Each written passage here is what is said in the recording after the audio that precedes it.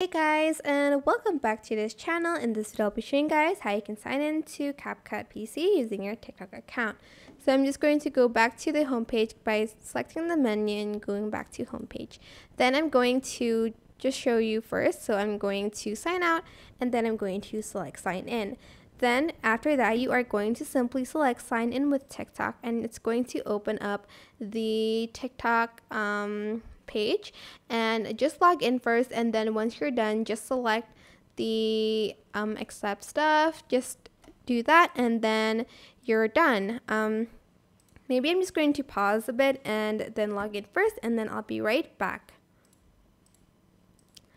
Okay, we're back and you're just going to select authorize and it's going to bring you back to CapCut. So just select open and then hopefully in a bit it will log in. As you can see, I have signed in to CapCut using my TikTok account. That is it. I hope this tutorial was helpful for you guys.